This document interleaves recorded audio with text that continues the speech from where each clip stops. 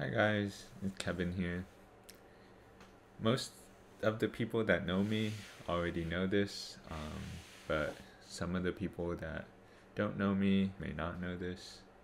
But I'm actually a brain cancer survivor, and basically what happened was in December 2021, I was home for winter break and um, I had some episodes of like leg twitching, and long story short, I was seen by a neurologist, and they recommended me to get an MRI.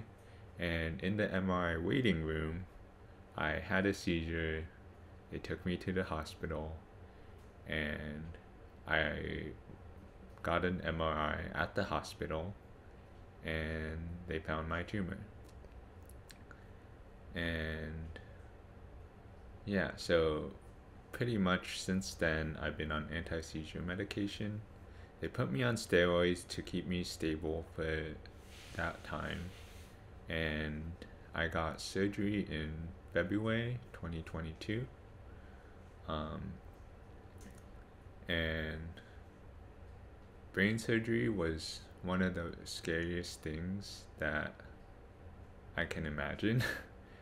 um, because throughout my life, my most valuable asset has always been my brain. Um, I don't know, like I might sound like narcissistic or something, but I think my brain compared to my body is not even close of a measurement. Like the speed at which I think is infinitely faster than the speed at which I run. Um, but yeah, so I had my surgery and I was really scared because I didn't know if I was going to be the same person afterwards. Um, the doctors said there was a chance that I wouldn't be able to communicate properly for a few weeks or even a few months in some cases. And, they don't like to give numbers. um, and so it was just really scary, right? Because you're going into this room and a doctor's gonna put you to sleep and cut your head open and do stuff with sharp tools to the most sensitive organ in your body.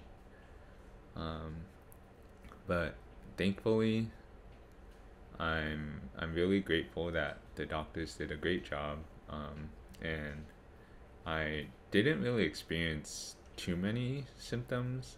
I was still able to communicate fine and like talk, and I was like, I was able to like walk around the ICU floor in like 3 days or something.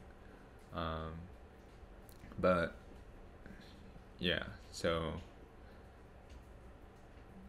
before I found out that I had brain cancer, in November, like a month before, I was like really unsatisfied with the way my career was going, um, because I had finished my second co-op at a engineering firm, and the work there wasn't really interesting to me, and I'm getting a degree in mechanical engineering. So that's probably not a good sign. Um, and I was really interested in, trying to get a job at like big tech. Not for the money, but just because I feel like I like the challenge of those kind of things, like the logic that goes into it. Um, and it was around that time where I was like, okay, I'm gonna commit to this, I'm gonna do build space projects, get something on my resume, start doing leak codes, do advent of code, um, and like really just grind so that I can show up for it in the future. But as you can imagine, my priorities changed, and suddenly I didn't really care about jobs or anything, because I didn't really know how bad the situation was or how good it was, because no one wants to tell a person. Everybody's different, right? So you can say you have cancer and you can look at all the numbers and all the averages, but at the end of the day, they don't really mean anything, because it's all dependent on me. Um, but I started consuming a lot of really thoughtful kind of content afterwards. So I started listening to John Vervaeke's podcast, Awakening from the Meaning Crisis. My cousin recommended me that. I, rewatched The Good Place on Netflix. Um, and, I read a bunch of books about um, basically meaning of life kind of style books. And I still have treatment afterwards. So as I'm doing this, as I'm trying to take care of myself, emotionally, mentally, and physically, I'm still doing chemotherapy and radiation. Um, so I think I did 45 days of chemotherapy, and during that same time period, I did 30 days of radiation. Um, so radiation was every day except weekends, if I remember correctly, and it was like 20 minutes, 15 to 20 minutes. Um, I found radiation and MRIs really relaxing, personally. It was just like, I know MRIs are really loud, but I like fall asleep during them. So that's interesting to me. But then again, I fall asleep in the middle of like standing in the 7 train on a really crowded afternoon. So maybe that's just me. But also around this time, I started writing blog posts. So in January 2022, I wrote 7 blog posts actually. Um, and really, I just wanted people to kind of understand the mindset shift that I had, because I realized that chasing money, chasing whatever, um, chasing status, chasing these brand name companies, like big tech companies, um, in the end, that doesn't really matter, right?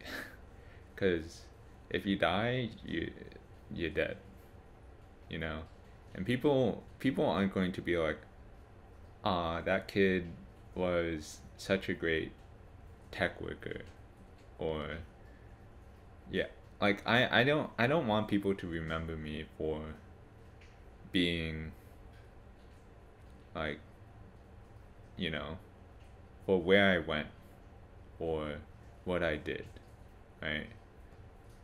I want people to remember me for who I am, and I think I'm usually a funny guy. um, I'm chill, casual, and I'm really straightforward, and I like to help people. And then I realized that I didn't really have a lot of connections to people in my life. Um, like, you know how you have those high school friends, and then when you graduate, you're like, oh, let's keep in touch. Here's my number. Here's my email. Let's hang out. and then you guys go to colleges all around the country and you never talk to each other ever again or see each other ever again. Um, Unless it's on LinkedIn, in which case, they're announcing that they have a job or they're married or something. Um, but yeah, so I survived my surgery. I handled it really well, but I was still scared that um, I was handicapped in some way. So I really wanted to challenge myself again and kind of build up and build up my creativity, and like actually start demonstrating it. So I thought about streaming, I thought about writing, and I did write. I But at the time, my writing started to feel repetitive because it seemed like I was always on the topic of, oh, that's maybe around the corner. You have to think in the moment. You have to appreciate every single day, and that is just, people. Even if I know it's true, I would get tired of hearing that.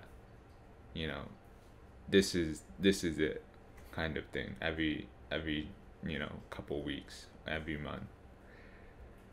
So I took a break, and I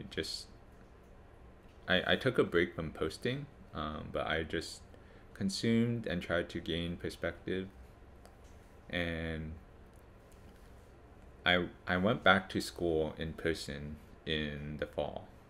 Um, oh yeah, I was doing school remotely during the quarter that I was diagnosed with brain cancer, because after my seizure I was on the meds, I was fine, and then I actually had to take a couple finals after my surgery, and so I did that at home, and some people call me crazy for it, but I call it passing.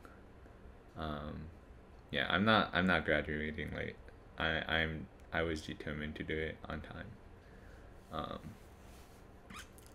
but yeah, that brings me to the present moment or the past couple months. So 2023 has been um, really wonderful for me so far, because in the beginning of the year, or in winter quarter, I took a storytelling class where we were basically forced to tell stories. It was an honors class, so I didn't have to sign up for it.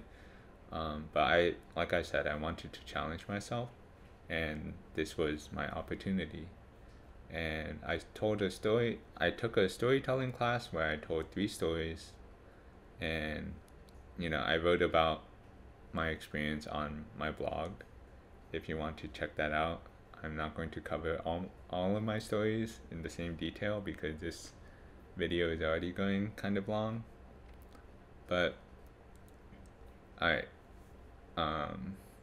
but yeah, I've been starting to shift away from written content and doing video content now because you know it's a different medium, and I think it has a lot more potential to show who I am, because as I'm writing, I'm also trying to think about my writing from the reader's perspective, which means I edit it a lot, like I delete it a lot, or eventually I feel like I'm lecturing to whoever the reader is.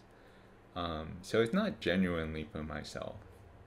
And with video, I guess I'm still kind of talking to you, but in front of me is just the camera and my monitors and my mic. So yeah, it's really just me ranting to myself right now, but still giving you guys context just so you can make sure you know everything. And that brings me to today. So yesterday I finished my last chemotherapy treatment, and that is a really big milestone because it's been 1 year of 12 cycles. So every month is basically a cycle where for 5 days of that month I have to take chemo, and the first few months were fine, but the last couple months I had to like develop specific strategies to take it. So I think I tried like eating an orange in between the pills. Yeah, the I think I might have some trauma from them because every time I think about them, I kind of like shiver or like feel disgusted.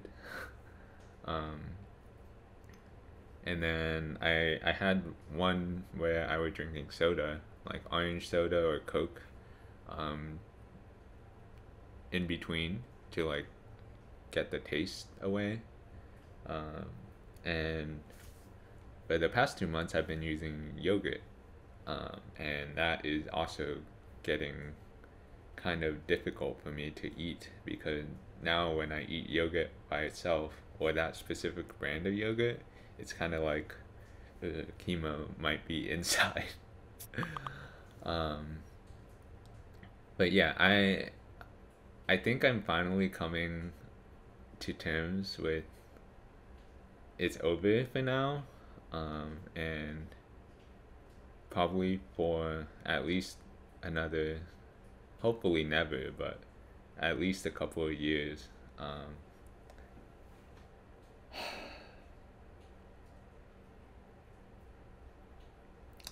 yeah, so about this video, I think this is like kind of the content that I originally was planning to make. Kind of like me talking about myself and my stories. Um, but due to the nature of Build Space, you know, I needed to I needed to get people to watch, and so I started making review videos, and I feel like I've actually been user testing for a lot longer than Build Space has existed. And I'll probably talk about that in a different video, but you know, if you like this one, please let me know. Oh, and if you know anybody with cancer, or even if they don't have cancer, check in on them. Because there's so many people that I have just randomly hit up, and they're like, it was so great to talk to you again. And I completely did not expect them to ever want to talk to me ever again. So, please do that. And I think you'll be a lot happier for it. Alright, that's it for me. I'll see you next time.